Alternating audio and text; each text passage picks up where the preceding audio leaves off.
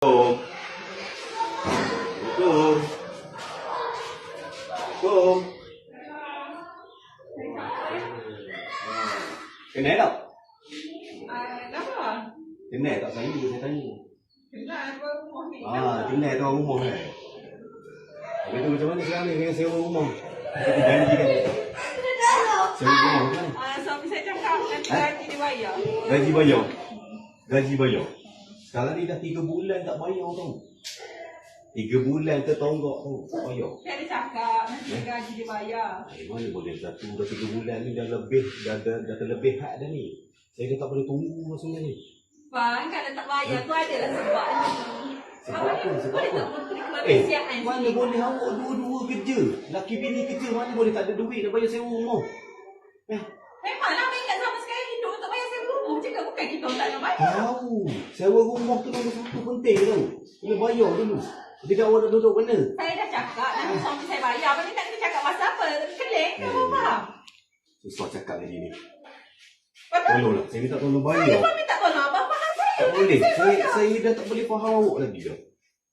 Saya tak boleh nak jaga Bang, lah. 3 bulan pun lain 5 bulan. Biasa je bang. Mana ada sekarang 5 bulan. 3 bulan lebih je. 3 bulan ni dah tahap kritikal tau. Awak kena bayar juga hari ni. Saya tak kira. Tidak awak dipersilakan berambut daripada rumah ni. Sandingnya abang. Saya tak kira. Saling ke tak saling ke itu. Saya cakap dah nanti suami saya bayar. Rumah ni rumah saya. Saya menyewa dekat sini. Awak menyewa. Awak dia bayar sewa tau. Sebenarnya bayar kan 3 bulan ni je baru tak bayar kan? 3 bulan Kalau 3 bulan pun tak bayar. Riuk macam setahun tak bayar. 3 bulan tu tertonggok. Suami awak mana? Dengan api air lagi tu ha. Suami awak mana? Api air lagi tertunggak Dia tu. panggil dia keluar sini. Bang? Bang? Suka-suka. Oh, ada suami dia. Tuan Oh rumah tak ada. kena sewa. Kenapa kau tak keluar? Kau biar bini kau je. Kat depan ni. Aku dah cakap kau kan masa depan bayar.